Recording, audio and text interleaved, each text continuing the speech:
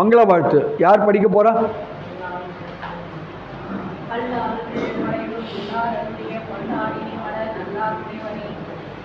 சிவா. பெயரும் ஊரும்?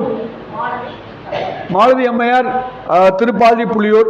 அவங்க இந்த மங்கள வாழ்த்து செயல் அழகா படிச்சாங்க. அம்மையாருக்கு நன்றி. மங்கள வாழ்த்து இது ரொம்ப சின்ன பாட்டு, 4 வரிகள் தான். கல் ஆல் நிழல். முதல்ல ஆலமரம். ஆனால் எப்படிப்பட்ட ஆலமரம்? கல்லால் ஆனது. அப்படின்னா என்ன அர்த்தம்? என்ன கல்? செங்கல்லா கருங்கல்லா? அது என்ன கல்லால ஆனது? அது சுயம்பா இருக்கட்டும்மா, அது என்ன கல்லுன்னு தான் கேட்டேன்.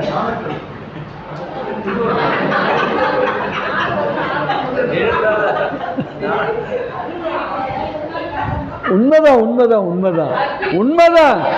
இந்த இடத்துல கல் இல்ல, கல்லாங்கிறது ஞானக்கல் தான். உண்மைதான், அது ஒன்றும் மாற்றுக்கிறது இல்லை. அது அருளே வடிவானது, ஞானமே வடிவானது. அப்படிப்பட்ட ஒரு ஆலமரம். அந்த ஆலமரத்துக்கு கீழே உக்காந்துக்கிட்டு என்ன பண்றாரு? மலைவு இல்லார் ஆக்குகிறார். என்ன பண்றாரு? மலைவு இல்லார். ஐயா வர இப்பதான் வரேன், இன்னும் வரேன். இங்க தான் வந்துட்டு இருக்கேன். கல் ஆள் என்னன்னு தெரிஞ்சிடுச்சு. அதுக்கு கீழே உக்காந்து என்ன பண்றாங்க? சிவஞான போதத்தை உரைத்து கொண்டிருக்கிறார்கள். அங்கதான் யார் படிச்சா? இந்த முனிவர்கள்லாம் அங்கதான் படிச்சாங்க. இப்போ அவங்களுக்கு என்ன வருது? ஐயப்பாடு வருது. யாருக்கு? நந்தியம்பெருமான்லேருந்து எல்லாருக்குமே ஐயப்பாடு வருது. அவங்களுக்கே ஐயப்பாடு. அவங்களுக்கு அந்த மலைவை இல்லாமல் ஆக்கினார். மலைவு என்றால் மயக்கம், ஐயம். அப்போ இந்த சிவஞான போதத்துல, சிவஞான போதம் இந்த சிவஞான போதம் இல்லை, சிவஞான போதம்ங்கிறது மூலம் என்னன்னு புரிஞ்சுங்க. அது சிவஞானத்தை போதிப்பது. சிவஞானம் என்பது மெய் ஞானம். முதல்ல இந்த சிவஞான போதம்ங்கிறதுக்கான அர்த்தம் என்னன்னு தெரிஞ்சுக்கணும். சிவஞான போதம்ங்கிறது இந்த நூலோட பெயருங்க ஐயா. இந்த சிவஞான போதம்ங்கிறது என்னன்னா சிவஞானத்தை போதிப்பது. போதிப்பதுன்னா சொல்லி கொடுக்கிறது, விளக்கிறது. அப்போ சிவஞானம்ங்கிறது என்னது? சிவஞானம் தான் மெய்ஞானம், அதுதான் பதிஞானம், அதுதான் பரஞானம். இது நல்லா புரிஞ்சுக்கணும். இதுதான் உண்மையான அறிவு. இப்போ எனக்கு ராக்கெட் விடுறது எப்படி, இந்த ஏஐ டெக்னாலஜி எப்படி, இதெல்லாம் நான் தெரிஞ்சுக்கலாம். அது ஒன்றும் தப்பு இல்லை. இதெல்லாம் என்னன்னா இதெல்லாம் அவ்வளோதான் பாச ஞானம், இந்த உலக ஞானம். ஆனால் உண்மையான ஞானம் என்னன்னா இந்த முப்பொருளை பற்றி முழுமையாக தெரிஞ்சுக்கிறது. அது உள்ள உங்கள் ஏஐ வந்துடும், அது உள்ள எல்லாமே வந்துடும். அதனால் நீங்கள் தெரிஞ்சுக்க வேண்டியது முப்பொருள் உண்மை. நீங்கள் அதை விட்டுட்டு ரோபோட் எப்படி, ஏஐ எப்படி, நம்ம இதுக்குள்ளேயே கிடக்கிறோம். இல்லைன்னா தீபாவளிக்கு புதுசாக என்ன கிராக்கர்ஸ் வந்திருக்கு, அதை எப்படி வாங்கி வெடிக்கலாம், இப்படி துப்பாக்கியால் சுட்டாது ஏதோ மேலே போய் அங்கே போய் வெடிக்குது, ஆர்டினரி கன்லேயே எப்படி வருதுங்கய்யா. இப்போ இந்த மாதிரிலாம் உட்காந்து நம்ம இந்த ஞானத்தில் உட்காந்துருந்தா ஒன்றும் கிடையாது. அப்போ இதெல்லாம் விட்டு நீங்கள் மெய்ஞானம் பெறணும். அதுதான் சிவஞானம். இந்த சிவஞானத்தை போதிக்கிறார்னா இந்த சிவஞான போதங்கிறது இப்போ தான் வந்துச்சா? இந்த நூல் தான் சிவஞானத்தை கொடுக்க போதா? சிவஞானம்ங்கிறது மெய்ஞானம். அதான் ஆரம்பத்திலே சொன்னோம், அது சிவன் என்னைக்கு இருக்காரோ அன்னையிலேருந்தே இருக்குது. அப்போ அந்த மெய்ஞானத்தை யாரோ ஒருத்தர் சொல்லி கொடுக்கணும்ல, அதைத்தான் இங்கே கல்லால் மரத்தின் கீழே இருந்து சொல்லி கொடுக்குறாங்க. அப்போ நந்தியம்பெருமான் போன்றவர்களுக்கு வந்த அந்த ஐயம், திரிபு, அந்த மயக்கம், அந்த வினாக்கள், இதெல்லாம் ஒருத்தர் என்ன பண்ணார்? அதெல்லாம் நீக்கினார். யார் நீக்கினா? சிவபெருமான் தான் நீக்க முடியும். இதை நீக்கினது யாருன்னா சிவபெருமான். அவர் தான் மலைவு இல்லார். இந்த இடத்துல மலைவு இல்லார்னு எழுதியிருக்கேன். அதுதான் ஐயா குறிப்பிட்டு சொல்றாரு. மலைவு இல்லார்னு நீங்க சொல்லலாம். மலைவு இல்லார் இது ஒரு மெத்தடு. இன்னொரு மெத்தடு என்ன? மலை வில்லார். அப்படின்னா மலையையே வில்லாக கொண்டவர். எந்த மலை? மேருமலையையே வில்லா வளைச்சார்ல யாரு? சிவபெருமான். அந்த சிவபெருமான் அருளிய. இந்த அருளிய அப்படிங்கிறதுக்கு 2 பொருள் இருக்கு, நல்லா கவனிக்கணும். மலை வில்லாருக்கு எப்படி 2 பொருள் சொன்னோமோ, மலைவு இல்லார், மலை வில்லார். அதே மாதிரி இந்த அருளியங்கிறதுக்கு 2 பொருள் இருக்கு, நல்லா கவனிங்க. மலை வில்லார் அருளிய. மலை வில்லார் யாரு? சிவபெருமான். சிவபெருமான் அருளினார், சிவபெருமான் தந்தார். யாரு? பொல்லார். பொல்லார்னா பொல்லா பிள்ளையார். பொல்லா பிள்ளையார் யார் தந்தா? சிவபெருமான் தான் தந்தார். அதனால தான் வில்லார் அருளிய பொல்லார். அப்போ வில்லார் அருளிய பொல்லார்னா சிவபெருமான் அருளிய விநாயக பெருமான் அப்படின்னு முதல்ல அதுக்கு இப்படி ஒரு அர்த்தம். ரெண்டாவது அர்த்தம் என்னன்னா, அருளிய என்றால் சிவபெருமான் மேலும் மேலும் அருளும் பொருட்டு. சிவபெருமானோட அருளை நம்ம இன்னும் நிறையா பெற வேண்டும் என்றால் அப்படின்னும் அதுக்கு ஒரு அர்த்தம் இருக்குது. அப்போ ரெண்டாவது அர்த்தத்துக்கு வாங்க. சிவபெருமானுடைய அருளை நம்ம மேலே மேலே இன்னும் பெற வேண்டும் என்றால் பொல்லார் இணை மலர் புனைய வேண்டும். எப்படி அழகாக எழுதியிருக்காங்க பாருங்க. பொல்லார்னா யாரு? விநாயக பெருமான். ஏன் அவருக்கு பொல்லார்னு பேர் வச்சாங்க? ரொம்ப குறும்பு பண்ணுவார், அதனாலயா? இந்த இடத்துல நீங்க பொல்லார்னு எழுதிக்கணும். இது செய்யுளுக்காக அது பொல்லார்னு சொல்லியிருக்காங்க. உண்மையில அதை நான் எப்படி புரிஞ்சுக்கணும்? பொல்லார், இந்த பள்ளம் பள்ளி அதுக்கு வர்ற இல்லு போடணும் ஆக்சுவலா. அப்போ பொல்லார்னா என்னன்னா என்ன அர்த்தம்?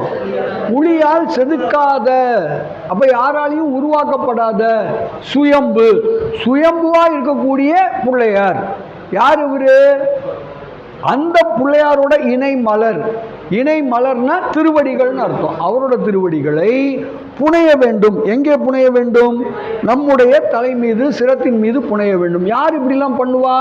நல்லார் பண்ணுவாங்க, நல்லவங்க பண்ணுவாங்க, விஷயம் தெரிஞ்சவங்க பண்ணுவாங்க. யார் பண்ண மாட்டா? என்ன மாதிரி ஆளுங்க பண்ண மாட்டாங்க. விஷயம் தெரியல, நம்ம ஏன் பெருமானை பற்றி நம்ம ஏன் கவலைப்படுறோம்? அவர் மட்டும் அங்கே இருக்கட்டும், நான் மட்டும் இங்கே இருக்கிறேங்கிற. நீ என் வழியில் குறுக்க வரக்கூடாது, நானும் உன் வழியில் குறுக்க வர மாட்டேன். கரெக்டாக? டீலு. அப்படி தான் நம்ம வாழறோம். ஆனால் அவங்க நல்லார் என்ன பண்ணுவாங்கன்னா, பொல்லாரோட இணைமலரை தன்னுடைய தலைமேல் தாடலை. இதுக்கு தான் என்ன பேருங்க? தாடலை. தாடலைன்னா தாள், தாள்னா திருவடி, தலைனா என்னோட சிரசு, என்னோட தலை, என்னோட தலையில பெருமானோட தாளை நான் பெற வேண்டும். என்னதுங்க இது? அது என்ன? அது சிவபெருமானோட திருவடியை என் தலை மேலே தாங்கிறதுன்னா அவருக்கு தான் உருவமே இல்லைங்கிறீங்களே. அப்போ நான் எங்கே போய் அவர் திருவடியை தேடுறது?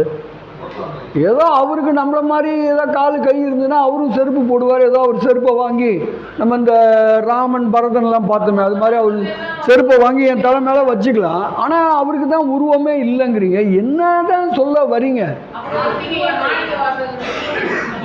அதான் தெரியல, அதான் கேட்டுக்கிட்டு இருக்கேன். அதான் அப்படின்னா திருவருளை எப்படி நான் தலை மேலே வச்சு தூக்கிட்டு ஆடுறது? எனக்கு புரியலையே. அது எப்படி? அதான் எப்படின்னு கேட்குறேன். யாரோ ஒவ்வொருத்தரா ஐயா இல்லை, அது ரைட்டு, அதெல்லாம் ஓகே தான். அதோட ரியல் மீனிங் என்னன்னு கேட்குறேன்.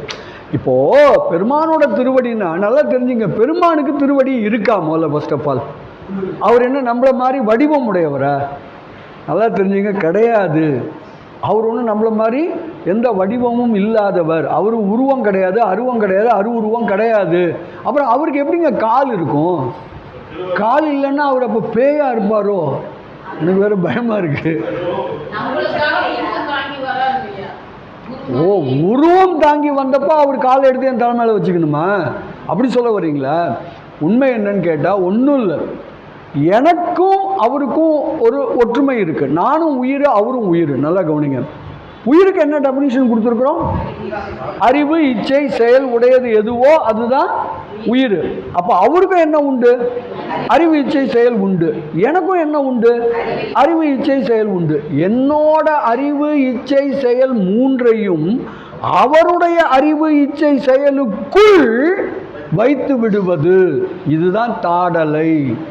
தாடலைங்கிறது என்னன்னா, அவரோட அறிவு இச்சை செயலுக்குள்ள என்னோட அறிவு இச்சை செயலை வச்சிடுறது. அப்படின்னா என்னது? எனக்குன்னு ஒன்றும் இல்லை, எனக்குன்னு ஒன்றும் இல்லை. அதான் அதான் தாடலை தான் முக்தி. நீங்கள் சொல்றது உண்மைதான், அதான் முக்தி.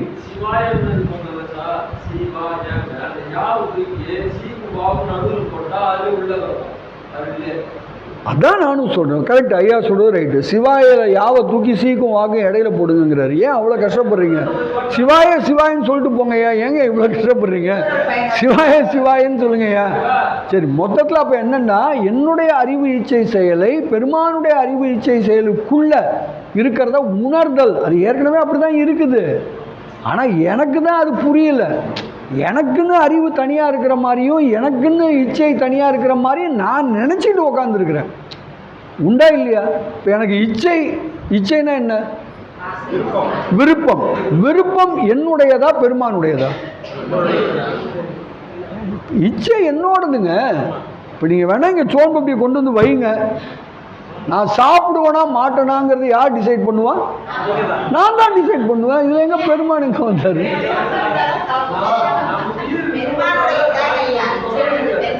ஒவ்வொருத்தரா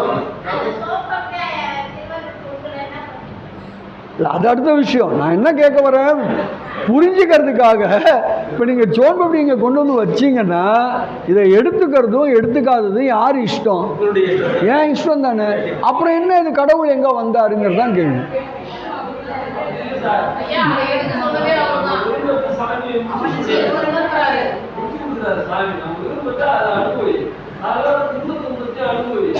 சரி, இதெல்லாம் கொஞ்சம் நல்லா டீப்பாக திங்க் பண்ணுங்க. இதே கேள்வியை காலையிலையும் கேட்டோம், இப்பயும் கேட்டிருக்கிறோம், பின்னாடி ஒரு நாள் விளக்கமாக சொல்கிறோம் என்று சொல்லி இந்த அளவில் இந்த மங்கள வாழ்த்து செய்தியில் நம்ம முடிக்கலாமா?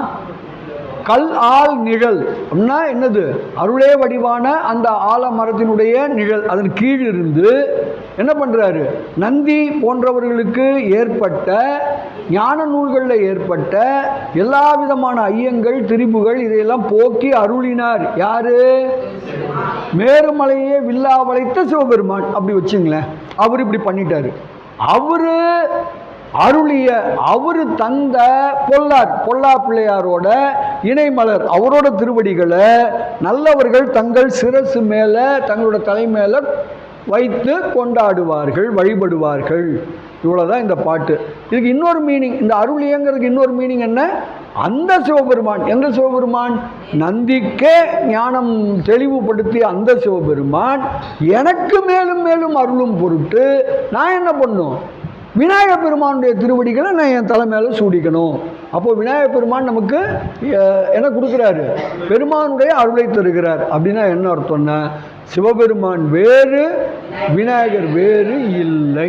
இவ்வளோதாங்க கதை. இது நம்ம தெரிஞ்சிடுச்சுன்னா இந்த மங்கள வாழ்த்து புரிஞ்சிடுச்சுன்னு அர்த்தம். Is it okay? இல்லை ஏதாவது ஐயப்பாடுகள்? சரி, எதுவும் ஐயப்பாடுகள் இல்லைன்னா இதில் சில இன்ட்ரெஸ்டிங்கான விஷயம் இருக்குது. அதை மட்டும் ஒன்று மட்டும் சொல்லிவிட்டு ஓடிடுறேன். அதுக்கு நமக்கு நேரம் இல்லை. இப்போது இதில் எத்தனை சொற்கள் இருக்கின்றன? இதோ பாருங்கள், மேலே காமிச்சிருக்கோம் பாருங்கள் திரையில். என்னென்ன சொல் இருக்குன்னு பார்த்தீங்கன்னா, கல், ஆல், நிழல், மலைவு, இல்லார், அருளிய, பொல்லார், இணை, மலர், நல்லார், புனைவர், ஏ, இப்படி 12 சொற்கள் இருக்கின்றன. அந்த 12 சொற்களுக்கு தான் ஏற்ப 12 நூற்பாக்கள் அமைந்திருக்கின்றன. என்ன அழகாக அமைச்சிருக்காரு பாருங்க. இதுக்கப்புறம் இன்னும் நிறையா அந்த நயம் உங்களுக்கு பாட புத்தகத்தில் கொடுத்துருக்காங்க. நீங்கள் அதை பார்த்து புரிஞ்சுக்குங்க. ஏன்னா இதுக்கு அடுத்ததெல்லாம் விளக்கிறதுக்கு கொஞ்சம் டைம் ஆகும். அதில் 2 வினை முடிவுக்கு ஏற்ப 2 அதிகாரம் சொல்லப்பட்டிருக்கிறது. இப்படிலாம் சில நயங்கள் சொல்கிறாங்க. அதெல்லாம் நம்ம வில் டு என்ஜாய். ஏன்னா இதெல்லாம் பெருமானே அருளி செய்யறதுனால தான் இந்த அளவு அமைஞ்சிருக்கு. இது ஒரு தனி மனிதன் பண்ணுற காரியம் இல்லை. அதனால தான் இவ்வளவு அழகாக அது அமைஞ்சிருக்குங்கிறத நம்ம புரிஞ்சுக்கணும். அதே மாதிரி 4 பொருள், அது 4 இயல் குறிக்கிறது. அதே மாதிரி மலைவு அப்படிங்கிறது ஒரு இணைப்பு சொல். அதே மாதிரி 3ஆம் நூற்பா 4ஆம் நூற்பா அப்படி உண்மை இயலையும் இலக்கண இயலையும் இணைப்பதாக அமைந்திருக்கிறது. இதெல்லாம் நீங்கள் புரிஞ்சுக்கிறது கொஞ்சம் அதை விளக்கினா தான் புரியும். அது இப்போ அடியனுக்கு நேரம் இல்லைங்கிறதுனால அதை விட்டுட்டு நம்ம அடுத்ததுக்கு போகிறோம். இதெல்லாம் பாடப்புத்தகத்தில் இருக்குது. நீங்கள் பாடப்புத்தகத்தை பொறுமையாக படிச்சிங்கன்னா புரியும் என்று சொல்லி இப்போ அடுத்த பகுதிக்கு போகலாமா? அவை அடக்கம். இங்கே போயிடலாம். அவை அடக்கம் யார் படிக்க போகிறா?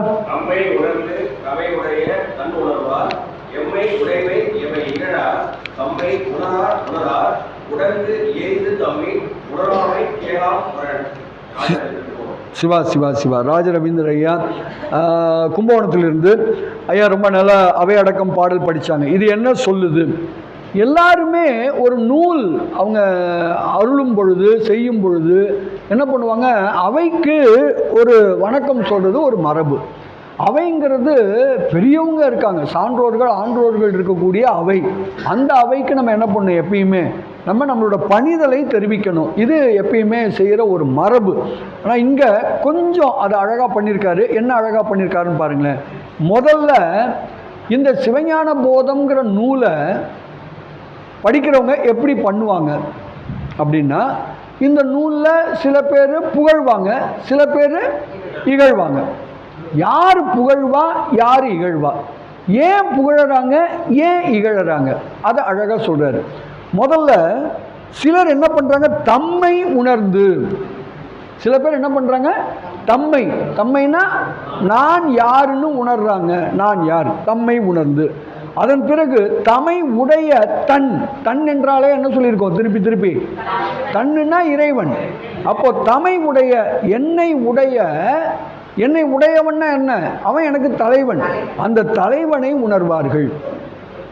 முதல்ல சில பேர் தன்னை உணர்வார்கள், தன்னை உணர்ந்த பிறகு தலைவனையும் உணர்வார்கள். இப்படி தன்னையும் தலைவனையும் உணர்ந்தவர்கள் எம்மை உடையார். என்ன அவங்க ஆளா ஏத்துப்பாங்க. எம்மை உடையார், அவங்கெல்லாம் என்னையும் ஏத்துப்பாங்க. என்னை ஏத்துக்கிட்டதுனால இந்த சிவஞான போதத்தை பார்த்துட்டு இதுல ஓரிரு குறைகள் இருக்கலாம், ஆனால் அந்த குறைகள் எல்லாம் அதை பெருசுபடுத்தாம அது முழுமைய நிறைவாக இருக்கா, பெரிய குற்றங்கள் இல்லாமல் இருக்கா, அதை அவங்க என்ன பண்ணுவாங்க, பாராட்டுவாங்க. அவங்க என்ன பண்ண மாட்டாங்க, என்னை எந்த காரணம் கொண்டும் இகழ மாட்டார்கள். இதாங்க முதல் 2 வரி.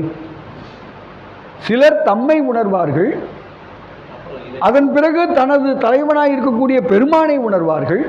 அப்படி தன்னையும் தலைவனையும் உணர்ந்தவர்கள் என்னை ஏற்றுக்கொள்வார்கள், அவங்க ஆளா ஏற்றுப்பாங்க.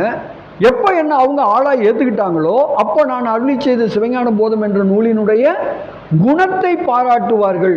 அதில் இருக்கிற குற்றத்தை பெருசுப்படுத்த மாட்டாங்க. சின்னது இருக்கலாம், அதை பெருசுப்படுத்த மாட்டாங்க. அதனால் அவங்க என்னை இகழ மாட்டார்கள். எமை இகழார். அவர்களை வணங்குகிறேன் அர்த்தம், அவர்களை பணிகிறேன். அது முதல் 2 வரி. சில பேர் தம்மை உணரார். சில பேர் அவங்களுக்கு நான் யாருன்னே தெரியாது, அவங்களுக்கு நான் யாருன்னே தெரியாது, தம்மை உணரார். அவங்களுக்கு நான் யாருன்னு புரிஞ்சிக்க முடியாததுனால அவங்களுக்கு யாரையும் புரிஞ்சிக்க முடியாது, தலைவனையும் புரிஞ்சிக்க முடியாது. தம்மை உணரார், எதையுமே உணர மாட்டார்கள், எதையும் அவங்க உணர மாட்டார்கள். இவங்கெல்லாம் என்ன பண்ணுறாங்க, உடங்கு இயைந்து. இவங்கெல்லாம் என்ன பண்ணுறாங்க, ஒன்று கூடி. இயைந்துனா சேர்றது, இயைதல் சேருதல். உடங்கு இயைந்துனா ஒன்றா சேர்ந்து என்ன பண்ணுவாங்க, சும்மா பேசிக்கிட்டே இருப்பாங்க. அது எப்படி, இது இப்படி, அது ஏன் அப்படி இருக்குது, இது ஏன் இப்படி இருக்குது, நீ சொல்கிறது சரியில்லை, நான் சொல்கிறது தான் சரி என்று உடங்கு இயந்து தம்மில் புணராமை. தமக்குள்ளே என்ன ஆக மாட்டாங்க, ஒத்து போகவே மாட்டாங்க. எப்போ பார்த்தாலும் கூடுவாங்க, பேசுவாங்க, ஆனால் கடைசி வரைக்கும் என்ன ஆக மாட்டாங்க, ஒத்து போகவே மாட்டாங்க. இப்படி இருக்கக்கூடியவங்கெல்லாம் கண்டிப்பாக இந்த நூலை பற்றி புறம்தான் பேசுவாங்க. புறம் கூறுதல்னா என்ன, புறம் கூறுதல்னா இகழ்தல். நிச்சயமாக அவங்களாம் என்ன தான் பண்ணுவாங்க, இந்த நூலை பற்றி இகழத்தான் செய்வாங்க. ஏன் இகழறாங்க, அவங்களுக்கு தான் ஒன்றும் தெரியலையே. ஒன்றும் தெரியாதவங்களுக்கு இந்த நூல் எப்படி புரிய வரும், புரிய வராது. அதனால் அவங்க என்னை இகழத்தான் செய்வார்கள். அப்படி அவர்கள் புறம் கூறினால் அதை நாம் கேளாம். அந்த இகழதை பற்றி நான் கொஞ்சம் கூட கவலைப்பட மாட்டேன், அதை பற்றி நான் என் காது கொடுத்து கேட்க மாட்டேன் என்று அற்புதமாக இந்த அவை அடக்கத்தை அவர் செய்திருக்கிறார். இவ்வளோதான் இந்த பாடல். இந்த பாடல் நல்லா தெரிஞ்சு வச்சுங்க. பின்னாடி இது குறித்து அடியேன் ஒரு கேள்வி கேட்பேன், 8வது நூற்பாலாம் வரும்போது கேட்போம். அப்போ நீங்கள் பதில் சொல்லணும். அதனால் இப்போ நல்லா புரிஞ்சு வச்சுங்க. அவை அடக்கத்தில் தம்மை உணர்ந்து தம்மை உடைய தன் உணர்வார்னு வருதே, இது எப்படின்னு எப்போ கேட்க போகிறோம், அது 8ஆம் நூற்பா வரும்போது கேட்க போகிறோம். அதான் நோட் பண்ணி வச்சுங்க, லீவ் போட்டுருவீங்களா, நோட் பண்ணி வச்சுங்க. நானே கேட்கலனாலும் நீங்கள் கொஞ்சம் ஞாபகப்படுத்துங்க என்று சொல்லி இந்த அளவில் அவை அடக்கத்தை நம்ம நிறைவு செய்கிறோம். ஏதேனும் ஐயப்பாடுகள்? இன்னும் ஒரு 10 நிமிஷம் இருக்குங்க, முடிக்கணுமா? சிவா, நான் முதல் நூற்பாவை தொற்றுலான்னு பார்க்குறேன், முடிக்க முடியாது, தொற்றுலாம் இல்லை? சரி, இந்த அளவில் அவை அடக்கத்தை நிறைவு செய்து இப்போ நம்ம எங்கே போக போகிறோம், நூற்பாவிற்குள் செல்ல போகிறோம். ஏற்கனவே நூலுக்குள்ளே போயிட்டோம், முதல் நூற்பாக்குள்ளே போக போகிறோம். இப்போ இதை எப்படி புரிஞ்சுக்கணும் அப்படின்னா, ஒவ்வொரு நூற்பா படிக்கும் பொழுதும் இப்படி நீங்கள் புரிந்து கொள்ள வேண்டும். திரையில் பாருங்கள். பொது அதிகாரத்தில் அளவை இயல்ல முதல் நூற்பா படிக்க போறேன் அப்படின்னு முதல்ல புரிஞ்சுக்கணும். இப்போ இந்த இயல் என்ன இயல்னு சொல்லியிருக்கோம்? பிரமாண இயல். பிரமாண இயல்னா என்ன? அளவை இயல். அளவை இயல்னா என்ன? அளவைனா என்ன? Measuring instrument. Measuring instrument. அதை வச்சு என்ன பண்ண போறீங்க? ஒரு பொருள் இருக்கா இல்லையான்னு கண்டுபிடிக்க போறோம். இப்போ சைவம் 3 பொருள் இருக்குன்னு சொல்லுது. பதி என்ற கடவுள், உயிர்கள் என்ற பசு என்ற நாம் உயிர்கள், 3வது உலகம் என்று சொல்லப்படுகிற ஆணவம் கண்மம் மாயை, பாசம் என்று சொல்லப்படுகிற ஆணவம் கண்மம் மாயை, இத்தனை இருக்குன்னு சொல்லுது. பதி, பசு, பாசம். இந்த 3 இருக்கு அப்படின்னு நிறுவனம். ஜஸ்ட் லைக் தட் நீங்கள் சொன்னாலாம் ஏற்றுக்க மாட்டோம். மெய்கண்டாரே என்ன பண்ணுறாரு? முதல் நூற்பால கடவுள் என்ற ஒருவர் இருக்கிறார் அப்படின்னு நிறுவ போறாருங்க. ஒரு அருமையான இடத்துக்கு வந்துட்டோம்ல. கடவுள் இருக்கிறாரா? இதானே எல்லாரும் கேட்குற கேள்வி. கடவுள் இருக்கிறாரா? இந்த கேள்விக்கு இப்போ மெய்கண்டார் பதில் சொல்ல போறாரு. பதில் எப்படி சொல்றாருன்னு பார்த்துடலாமா? இப்பயே பார்க்கலாமா? அடுத்த மாதம் பார்க்கலாமா? இப்பயே பார்த்துடலாமா?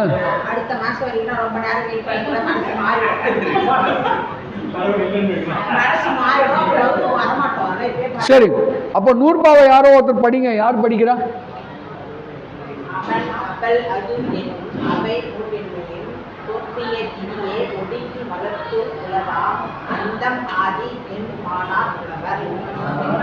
சரி, அவன் அவள் அது எனும் அவை மூ வினைமையின் தோற்றிய திதியே. அங்க நிறுத்தணும். ஒடுங்கி மலத்து உள்ளதாம் அந்தம் ஆதி என்மனார் புலவர். இந்த அளவில் நம்ம நிறுத்திக்கலாம். இதுதான் நூற்பா. இந்த நூற்பாவின் மூலம் கடவுள் இருக்கிறார் என்று எவ்வாறு நிறுவுகிறார், அந்த ஒரு போர்ஷன் மட்டும் இப்போ பார்க்கலாமா? நம்ம நூற்பா முழுசும் பார்க்க போறதில்ல. கடவுள் இருக்கிறார் என்று எப்படி நிறுவுகிறார் ஒரு 10 நிமிஷம் எடுத்துக்கலாமா? சரி, டஸ் காட் எக்ஸிஸ்ட், இதுதான் நம்ம பார்க்க போற முதல் நூற்பா. டஸ் காட் எக்ஸிஸ்ட், கடவுள் என்ற ஒருவர் இருக்கிறாரா? சிவஞான போதம் எவ்வாறு நிறுவுகிறது? கடவுள் என்ற ஒருவர் இருக்கிறார் என்று சிவஞான போதம் எப்படி நிறுவுகிறது? இதாங்க கேள்வி. இப்போ இது என்ன பண்ணுது? சில கொள்கையை வகுக்குது, சில கருத்துக்களை முன்வைக்குது. சிவஞான போதம் சில கருத்துக்களை முன்வைக்குது. என்ன வைக்குது அப்படின்னா, நீங்கள் ஒவ்வொரு பொருளாக உங்களுக்கு தெரிஞ்ச எந்த பொருளை வேணாலும் எடுத்துங்க. அந்த பொருள் 3 கண்டிஷனை ஃபுல்ஃபில் பண்ணணும். நல்லா கவனிங்க. கடவுள் இருக்காருன்னு நிறுவ போகிறோம். நீங்கள் உலகத்தில் உங்களுக்கு தெரிஞ்ச எந்த பொருள் வேணாலும் எடுத்துக்கங்க. அது 3 கண்டிஷனை, 3 நிபந்தனைகளை அது என்ன பண்ணணும்? ஃபுல்ஃபில் பண்ணணும். அதை 3 நிபந்தனைகளையும் நிரப்பணும், தீர்க்கணும், அதை ஏற்றுக்கணும். அப்படி ஒரு பொருள் நம்ம சொல்ல போகிற இந்த 3 கண்டிஷனையும் ஏற்றுக்குதான்னு முதல்ல பார்க்கலாம். என்னென்ன கண்டிஷன் பார்க்கலாமா? 3 கண்டிஷன் என்னென்ன? ஃபஸ்ட்டு கண்டிஷன் என்னென்னா, ஒரு பொருள் ஜடமாக இருக்கணுங்க. ஒரு பொருள் என்னவா இருக்கணும்? ஜடமாக இருக்கணும். அப்படி பொருள் இருக்கா இல்லையா? ஜடப்பொருள் இருக்குல்ல? இருக்க. பேனா, பென்சில், மேசை எல்லாம் தான். முதல் கண்டிஷன் ஜடம். 2வது கண்டிஷன், அந்த பொருள் பல பொருட்களால் ஆனதாக இருக்க வேண்டும். பல உறுப்புகளை, பல பொருட்களால் ஆனதாக இருக்க வேண்டும். இது 2வது கண்டிஷன். 3வது கண்டிஷன் என்ன தெரியுமா? அந்த பல பொருட்களை சுட்டி சுட்டி என்னால் காண்பிக்க தெரியணும். அப்படி இருக்கணும் அந்த பொருள். 3 கண்டிஷன் முதல்ல புரியுதுங்களா? என்னென்ன கண்டிஷன்? அந்த பொருள் முதல்ல ஜடமாக இருக்கணும், அது பல பொருட்களால் ஆனதாக இருக்கணும், அது பல பொருட்கள்னு சொன்னீங்களே அதெல்லாம் சுட்டி சுட்டி காமிக்க தெரியணும். இந்த 3 கண்டிஷனை ஒரு பொருள் ஃபுல்ஃபில் பண்ணுமா அப்படிங்கிறது முதல்ல நம்ம பார்க்கலாமா? சரி, இப்போது அதுக்கு ஒரு எடுத்துக்காட்டு இப்போ நீங்கள் திரையில் பார்க்குறீங்க. இது என்னது? இது ஒரு டேபிள் ஃபேனு. கிரைண்டர் இல்லைங்கய்யா.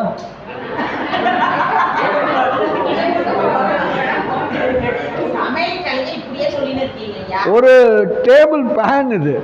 சரி, இப்போ இந்த டேபிள் ஃபேனில் பார்த்தீங்கன்னா இது முதல்ல ஜடமா? ஜடம் தானே, அது ஒன்றும் டவுட் இல்லையே, ஜடம். ஸோ ஃபஸ்ட்டு கண்டிஷன் சாட்டிஸ்ஃபை ஆகிடுச்சு, முதல் நிபந்தனை பூர்த்தி ஆயிடுச்சு. ரெண்டாவது நிபந்தனை, இது ஒரு பொருளாக இருக்கா பல பொருளால் ஆனதா இருக்கா? பல பொருள்களால் ஆனதா இருக்கு. என்னென்ன பொருள்? அதில் ஒரு மோட்டார் இருக்கு, அப்புறம் ஃபேனுக்கு அந்த விசிறி, அந்த ஃபேன் பிளேடு இருக்கு, ரெக்கை, அதான் ரெக்கை இருக்கு, அப்புறம் அங்கே கியர் இருக்கு, ஸ்டாண்ட் இருக்கு, அந்த ஷீல்டு வந்து மெட்டலில் ஆன ஷீல்டு இருக்கு, இப்படி என்னென்னமோ இருக்கு. அதான் இப்போ நீங்கள் திரையில் பார்க்குறீங்க, சரியா? அப்போது ஃபேனுங்கிறது ஜடம், அது ஒரு பொருளாக இல்லை பல பொருளால் ஆனதாக இருக்குது. இப்போ நீங்கள் சொன்னீங்களே, இதெல்லாம் எங்கே இருக்குன்னு கேட்டால் உங்களால் காமிக்க முடியுமா முடியாதா? இல்லை ஃபேன் பிளேடு எதுன்னு கேட்டால் காமிப்பீங்களே, இதுக்கு பேர் தான் ஃபேன் பிளேடுன்னு காமிப்பீங்கள்ல. இதில் எது மோட்டார் அப்படின்னா அதை பிரித்து காமிச்சு இதான் மோட்டர்னு உங்களுக்கு சொல்ல தெரியும்ல. அப்போது இதை சுட்டி காமிக்கவும் தெரியுது, சுட்டி காமிக்கவும் முடியுது. அப்போ 3 கண்டிஷன் இது ஃபுல்ஃபில் பண்ணுதா இல்லையா? ஒத்துக்கலாமா? 3 கண்டிஷன் ஃபுல்ஃபில் பண்ணுதா இல்லையா? ஜடமாக இருக்குது, பல பொருளால் ஆனதாக இருக்குது, பல பொருளையும் சுட்டி காண்பிக்க முடியதாகவும் இருக்குது. ஒத்துக்கலாமா? சரி, இன்னொரு எடுத்துக்காட்டு பார்க்க போகிறோம். இது இல்லை, இது அதே எடுத்துக்காட்டு தான். இப்போது நம்ம அடுத்த எடுத்துக்காட்டு இது என்னது? இது சைக்கிள். இந்த சைக்கிள்ங்கிறது ஜடமா இல்லையா? ஜடம் தான். இந்த சைக்கிள்ங்கிறது ஒரு பொருளா பல பொருளா? அது திரையிலே தெரியுது, பல பொருட்கள் கூடியதுன்னு தெரியுது. அப்போ எதால கூடியது? பல பொருள்னா என்னது? சீட்டுன்னு ஒன்று இருக்கு, மட்காடுன்னு ஒன்று இருக்கு, பெடல்னு ஒன்று இருக்கு, என்னென்னமோ இருக்கு. அது இரும்பால் ஆனது இருக்கு, பிளாஸ்டிக்கால் ஆனது இருக்கு, மெட்டல் பெல் இருந்ததுன்னா அது வேற மெட்டலு. இப்படி இது பல பொருளால் ஆனது. செயின் ஒன்று இருக்கு, இப்படி இது பல பொருட்களால் ஆனது. அப்போ சைக்கிள் என்பது ஜடம், அது பல பொருளால் ஆனது. எது எது என்னென்னு சுட்டி காமிக்க சொன்னால் என்னால் சுட்டி காமிக்க முடியுமா முடியாதா? சுட்டி காமிக்க முடியும். அப்போ இதுவும் என்ன பண்ணுது? 3 கண்டிஷனையும் ஃபுல்ஃபில் பண்ணுது. ஏதாவது ஐயப்பாடுகள்? இது மாதிரி உலகத்தில் நீங்கள் எந்த பொருளை வேண்டுமானாலும் எடுத்துக்கொள்ளுங்கள், நீங்கள் கண்ணால் பார்க்கிற எந்த பொருளை வேண்டுமானாலும் எடுத்துக்கொள்ளுங்கள், இது இந்த 3 நிபந்தனைகளையும் அது பூர்த்தி செய்யும். இந்த 3 நிபந்தனை பூர்த்தி பண்ணாத ஏதாவது ஒரு பொருள் உங்களால் சொல்ல முடியுமா? சேலஞ்ச். நீங்கள் அப்படி ஒரு பொருளை சொல்லிட்டீங்கன்னா நம்ம அமைப்பாளர் 5 கோடி கொடுப்பாரு.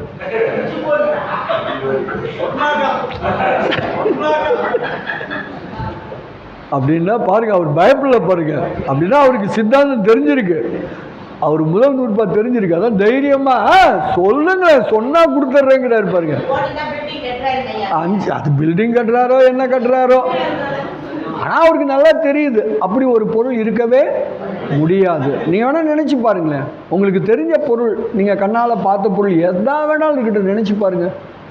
உங்கள் வீடாக இருக்கலாம், உங்கள் ஏதாவது ஒரு வெஹிக்கிள் காராக இருக்கலாம், என்ன வேணாலும், ஒரு பெரிய மலை இருக்கலாம், எதை வேணாலும் நினச்சி பாருங்களேன். எதுவுமே ஒரு பொருளால் ஆனதாக இருக்காது, அது பல பொருளோட கூட்டு தான், ஜடம் தான், பல பொருளோட கூட்டாக தான் இருக்க முடியும். அதெல்லாம் நம்மளால் சுட்டி காமிக்கவும் முடியும். இதில் ஏதாவது ஐயப்பாடுகள்? சரி, இப்போ நம்ம 2 எடுத்துக்காட்டு நம்ம எடுத்துக்கிட்டோம். ஒன்று ஃபேனு, இன்னொன்று சைக்கிள். இப்போ என்ன கேள்வினா, இப்படி இந்த 3 நிபந்தனைகளையும் பூர்த்தி பண்ணுற ஒரு பொருள் தானாக வந்திருக்குமா? இந்த ஃபேனாக இருக்கட்டும், இந்த சைக்கிளாக இருக்கட்டும், எதா வேணாலும் இருக்கட்டும், அது தானாக வந்திருக்குமா? இந்த மேஜையாக இருக்கட்டும், இந்த வாடிகால் இந்த லேப்டாப்பாக இருக்கட்டும், இதெல்லாம் என்ன தானாக வந்திருக்குமா?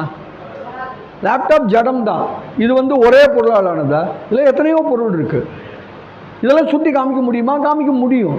அப்போ இது தானாக வந்திருக்குமா? நல்லா கவனிங்க. இப்போது இந்த சைக்கிள் எப்போ வந்தது? இந்த சைக்கிள் எப்போ வந்திருக்கும்? அதான் எப்போ வந்திருக்கும்? சும்மா ஒரு குத்து மதிப்பாக சொல்லுங்களேன். ஒரு 15 வருஷம் 20 வருஷத்துக்கு முன்னாடி வந்திருக்குமா? அப்போ இந்த பொருள் தோன்றியிருக்க வேண்டும். இந்த பொருள் என்னன்னைக்கும் இருக்கிற பொருள் இல்லை. இப்படி 3 நிபந்தனைகளை எந்த பொருள் பூர்த்தி பண்ணுகிறதோ அது என்றாவது ஒரு நாள் அது என்ன பண்ணியிருக்கப்படும், ஒரு நாள் அது தோன்றி இருக்கும். அது 20 வருஷமா இருக்கலாம், 25 வருஷமா இருக்கலாம், எவ்வளோ வேணாலும் வச்சுங்க. இதுக்கு முன்னாடி பார்த்த ஃபேனு, அந்த ஃபேன் கூட 10 வருஷத்துக்கு முன்னாடி 15 வருஷத்துக்கு முன்னாடி அது தோன்றி இருக்கிறது. இப்போ அந்த ஃபேனு இந்த சைக்கிள் இருக்கா இல்லையா? இருக்கு. இப்போதான் பார்த்துட்டு இருக்கோம், இருக்கு. இது இன்னும் பல ஆண்டுகள் கழித்து இது என்ன ஆகும்? கண்டிப்பா அழிந்து போகும். ஒத்துக்கலாமா வேண்டாமா? நீங்க வேக வேகமா மணி 5 ஆயிடுச்சுன்னு ரொம்ப வேக வேகமா தலையாட்டிங்கன்னா அடுத்த வகுப்புல மாட்டிப்பீங்க. ஆனாலும் நல்லா யோசிச்சு சொல்லுங்க.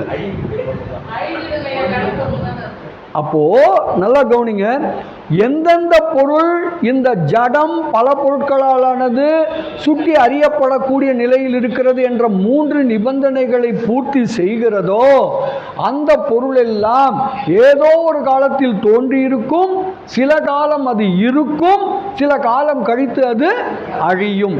எனவே தோன்றி நின்று அழியக்கூடியது. இதுவரைக்கும் ஏதாவது உங்களுக்கு டவுட் இருக்கா? 3 நிபந்தனைகளை பூர்த்தி பண்ணினா அது தோன்றி நின்று அழியும் தன்மை உடைய பொருளாகத்தான் இருக்கும். தோன்றி நின்று அழியும் தன்மை உடைய பொருள் தானா வந்திருக்குமா?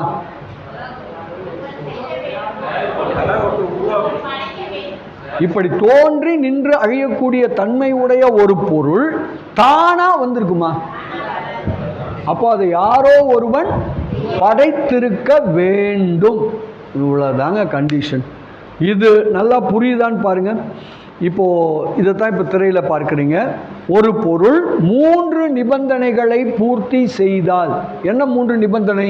அது சடமா இருக்கணும், அது பல பகுதிகளை உடையதா இருக்கணும், அது சுட்டி அறியப்படக்கூடியதா இருக்கணும்.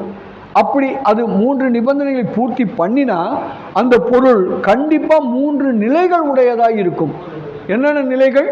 தோன்றி நின்று அழியக்கூடிய 3 நிலைகளை உடையதாக இருந்தே தீரும். அப்படிப்பட்ட பொருள் தானே தோன்றி இருக்குமா? தோன்றி இருக்காது.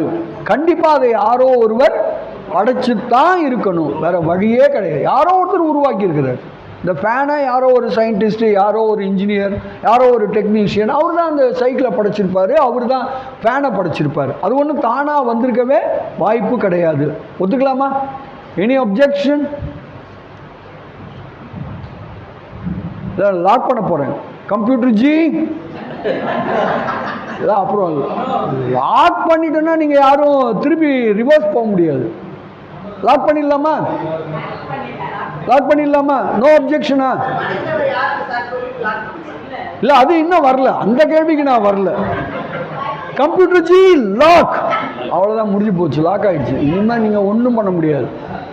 இப்போ இதெல்லாம் சொன்னீங்களே, இந்த உலகம்னு ஒன்று எடுத்துக்கங்க. உலகத்தை எடுத்துக்கலாம்.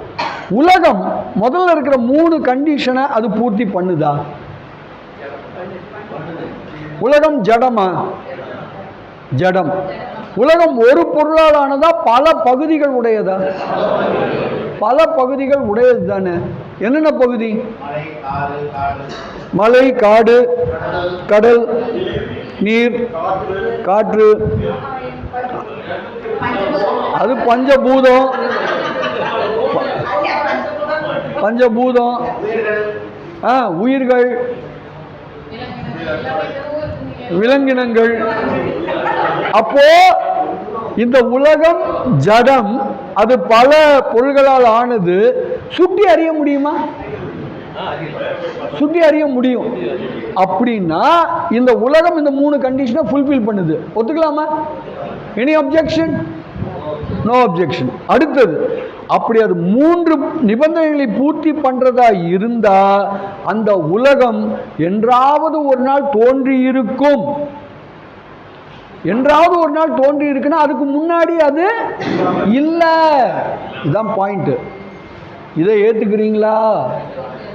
உலகம் என்றோ ஒரு நாள் படைக்கப்பட்டது, உருவாக்கப்பட்டிருக்கிறது. அது என்ன ஆகல, அதுக்கு முன்னாடி அது இல்ல. ஏத்துக்க முடியுமா? ரெண்டாவது பாயிண்ட், அது இன்னைக்கு இருக்குது. மூணாவது பாயிண்ட், ஒரு நாள் இந்த உலகம் அழியும். ஒத்துக்கலாமா? ஒத்துக்கலாமா?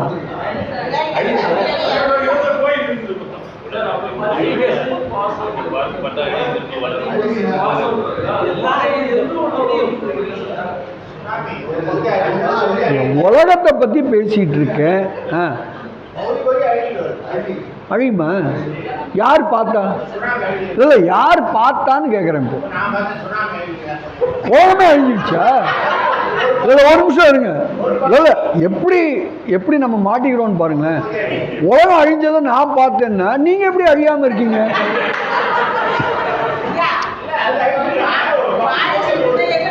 அப்போ இருங்க இருங்க, அப்போ உலகம் அழிஞ்சதை பார்க்கல, உலகத்துல ஒரு பகுதி அழிஞ்சதை பார்த்தீங்க.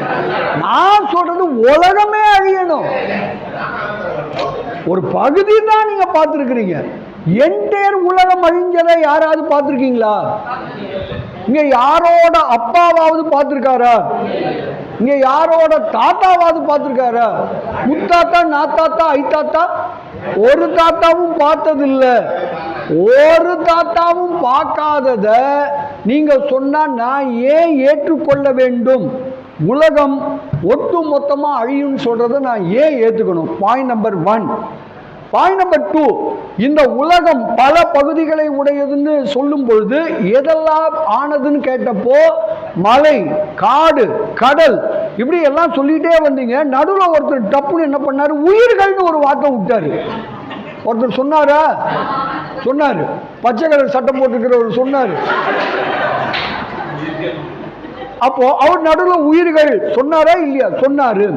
அப்போ உயிர்கள்னு சொல்லிவிட்டு உலகம் ஜடம்ன்றீங்க.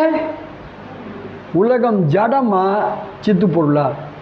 இடிக்குத, வேசே ஆடுத. உலகம் ஜடமா சித்து பொருளால் ஆனுதா?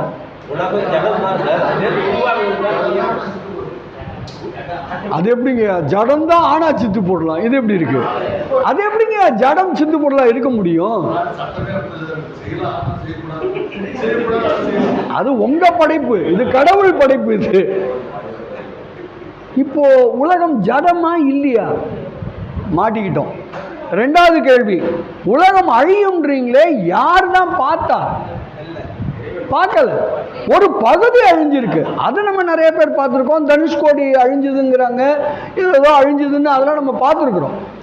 அப்போ அதையும் என்னால் ஏற்றுக்க முடியல. இந்த ரெண்டையும் ஏற்றுக்க முடியாமல் இருக்கும் பொழுது இந்த உலகத்தை யாரோ ஒருத்தர் படைச்சிருக்கணும், அந்த படைச்சவர் தான் கடவுள்னு நீங்கள் சொல்கிறத நாங்கள் ஏற்றுக்க முடியாது.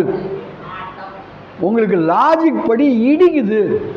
நீங்க சொன்ன லாஜிக் தான் இதெல்லாம் நாங்களா கேட்டோம்? நீங்களே ஒரு லாஜிக் சொன்னீங்க. இந்த லாஜிக் படி உலகத்தை பாருன்னு சொல்றீங்க. உலகம் இந்த லாஜிக் படி ஒத்து வரலையே. ஒருவேளை ஒத்து வந்திருந்தா இதெல்லாம் சொன்ன மாதிரி சைக்கிளை ஒருத்தர் படைச்சார், ஃபேனை ஒருத்தர் படைச்சார்னு சொன்ன மாதிரி இந்த உலகத்தையும் யாரோ ஒருத்தர் படைச்சார், அந்த யாரோ ஒருத்தர் தான் கடவுள்னு சொல்லி கதையை முடிச்சிருக்கலாம். ஆனால் அன்பார்ச்சுனேட்லி நீங்கள் விரித்த வலையில் நீங்களே விழுந்தீர்கள். உலகம் ஜடமா சித்தா பதில் சொல்ல தெரியல. உலகம் அழியுமா, அழிஞ்சதை யார் பார்த்தா சொல்ல தெரியல. அதனால் இந்த லாஜிக் இடிக்குது. இதுக்கு என்னதான் வழி? இந்த லாஜிக் நிஜமாவே இடிக்குதா, இல்லை இதுக்கு ஏதாவது விளக்கம் இருக்கா என்பதை அடுத்த மாதம் வெள்ளித்திரையில் காணலாம் என்று சொல்லி இன்றைய வகுப்பை நாம் இந்த அளவில் நிறைவு செய்கிறோம். சரியா? இது ரொம்ப ஒரு டஃப் கொஸ்டின்ஸ் தான். கொஞ்சம் யோசிச்சு பாருங்க. உலகம் ஜடமா சித்து பொருளா? கொஞ்சம் யோசிச்சு பாருங்க. உலகம் நிஜமாவே அழியுமா? தோன்றி நின்று அழியுங்கிறீங்களே, அது மாதிரி அழிஞ்சிருக்கா? உலகம் எனக்கு தெரிஞ்சு என்னன்னைக்கு இருக்குதானே. உலகம் என்னைக்கு அழிஞ்சது நம்ம பார்த்துக்கோம். அது என்னன்னைக்கும் இருக்குது, கோடானு கோடி வருஷமாக இருக்குது. அது எப்படி அழியும்னு சொல்கிறீங்க? இந்த கேள்விகளுக்கெல்லாம் பதில் நீங்கள் தேடி அடுத்த மாதம் கொண்டு வாருங்கள் என்று உங்களை அன்போடு கேட்டுக்கொண்டு நம்ம இந்த அளவில் நம்ம நிறைவு செய்யலாமா? ஐயா, ஏதேனும் அறிவிப்புகள்? அம்மா நாள்தோறும் இந்த சிந்திப்போமேன்னு ஒன்று இது வரைக்கும் வாட்ஸ்அப்பில் ஃபேஸ்புக்கில் இதிலெல்லாம் போட்டுக்கிட்டு இருந்தோம். இப்போ சிந்திப்போமே வந்து யூடியூப்பில் வருது. எத்தனை பேருக்கு உங்களுக்கு தெரியும்னு எனக்கு தெரியல. அதனால் யூடியூப்பில் நீங்கள் வந்து நேரடியாக நீங்கள் வந்து அந்த சிந்திப்போமே பகுதியை நீங்கள் கேட்கலாம். அப்படியா? டெய்லி ஐயாவோட குரல் கேட்குற மாதிரி இருக்குது. சரி கேளுங்க, முடிஞ்சால் நல்லா இருந்தால் கேளுங்க, இல்லைன்னா மாட்டிக்காதீங்க, இல்லைன்னா ரொம்ப கஷ்டப்படாதீங்க.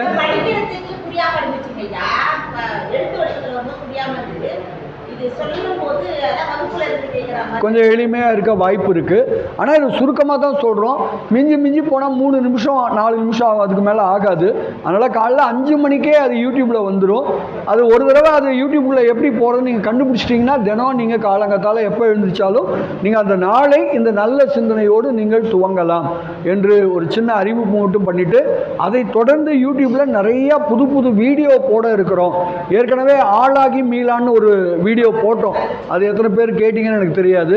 அது 10வது நூற்பாவை விளக்கி பேசுது. அதெல்லாம் நீங்கள் கேட்டுட்டு வந்தீங்கன்னா நாளைக்கு சிவஞான போதம் 10ஆம் நூற்பா நடத்தும் போது உங்களுக்கு நல்லா விளங்கும். அதனால் அந்த யூடியூப் வீடியோவெல்லாம் மிஸ் பண்ணாதீங்க. இன்னும் சில புதுமையான வீடியோக்களை அடுத்தடுத்து நாங்கள் அந்த யூடியூப்பில் நம்ம பதிவிட போகிறோம். எனவே அவற்றையெல்லாம் கண்டும் கேட்டும் பயனுற வேண்டும் என்று உங்களை அன்போடு கேட்டுக்கொண்டு இது நன்றி கூற வேண்டிய தருணம். நம்பெருமான் சிவபெருமானுக்கு நாம் நம்முடைய நெஞ்சார்ந்த நன்றியை வழிபாட்டின் மூலமாக தெரியப்படுத்துவோமாக. இந்த அரிய நூல் சிவஞான போதம் என்ற அற்புதமான நூலை அருளி செய்த மெய்கண்டாருடைய பொன்னார் திருவடிகள் போற்றி வணங்குவோமாக. இந்த நூல் நம் கரங்களில் மட்டுமல்ல, அது சிரத்திலும் சிந்தையிலும் தவழ வேண்டும் என்று திருவுளம் பற்றிய திருவாவூதுறை ஆதீனத்தினுடைய குருமா சன்னிதானங்களுடைய பொன்னார் திருவடிகள் போற்றி வணங்குவோமாக. இது போன்ற நிகழ்வுகள் மேலும் மேலும் சீரும் சிறப்புமாக நடைபெற வேண்டும் என்று பல்லாற்றானும் ஆக்கமும் ஊக்கமும் தந்து வருகிற திருவாவூதுறை ஆதீனத்தினுடைய வேலப்ப தம்பிரான சுவாமிகளது பொன்னார் திருவடிகள் போற்றி வணங்குவோமாக. நம்முடைய ஆதீனத்தினுடைய இயக்குனர் பெருமான் ஆதீன புலவர்கள் அவர்களது பொன்னார் திருவடிகள் போற்றி வணங்குவோமாக. நமக்கு அனைத்தையும் நல்ல முறையிலே ஆக்கி தருகிற நம்முடைய அமைப்பாளர் ஐயா அரசு பா சந்திரசேகர் ஐயா அவருக்கு கோடானு கோடி நன்றியை நாம் தெரியப்படுத்திக் கொள்வோமாக. இந்த நல்ல நேரத்திலே அடியேனது குடும்பத்தாருக்கு நன்றி கூறிக்கொள்வதிலே மிகவும் மகிழ்ச்சி அடைகிறேன். உண்மையான குடும்பம் என்பது இந்த சிவனடியார்கள் நிரம்பிய இந்த திருக்கூட்டமே உண்மையான சிவ குடும்பம். எனவே நீங்கள் காட்டுகிற ஆர்வம், ஈடுபாடு இவைதான் இது போன்ற நிகழ்ச்சிகள் மேலும் மேலும் சீரும் சிறப்புமாக நடைபெறுவதற்கு பல்வேறு வகையிலும் பெரும் துணையாயிருக்கிறது. அவை மட்டுமன்றி உங்களோடு சேர்ந்து அடியேனும் ஞான விளக்கம் பெறுவதால் அனைத்து அடியார் பெருமக்கள் பொன்னார் திருவடிகள் போற்றி வணங்கி இன்றைய நிகழ்ச்சியினை முறைப்படி நிறைவு செய்கிறோம். திருச்சிற்றம்பலம். கல்லா பிழையும் கருதா பிழையும் கசிந்து உருகின் இல்லா பிழையும் நினையா பிழையும் நின் அஞ்செழுத்தை சொல்லா பிழையும் துதியா பிழையும் தொழா பிழையும் எல்லா பிழையும் பொறுத்து அருள்வாய் கட்சியே கம்பனே. எல்லா பிழையும் பொறுத்து அருள்வாய் கட்சியே கம்பனே. ஆறிரு தடந்தோள் வாழ்க அருமுகம் வாழ்க வெற்பை கூறுசை தனி வேள் வாழ்க குக்குடம் வாழ்க செவ்வேள் ஏறிய மங்கை வாழ்க யானைதன் அணங்கு வாழ்க மாறிலா வள்ளி வாழ்க வாழ்க சீரடியார் எல்லாம் வாழ்க சீரடியார் எல்லாம். கைலாய பரம்பரையில் சிவஞான போத நெறி காட்டும் வெண்ணெய் பயில் வாய்மை மெய்கண்டான் சந்ததிக்கோர் மெய்ஞான பானுவாகி குயிலாரும் பொழில் திருவாவடுதுறை வாழ் குரு நமச்சிவாய தேவன் சைலாதி மரபுடையோன் திருமரபு நீடூழி தழைகமாதோ. சைலாதி மரபுடையோன் திருமரபு நீடூழி தழைகமாதோ. சைலாதி மரபுடையோன் திருமரபு நீடூழி தழைகமாதோ.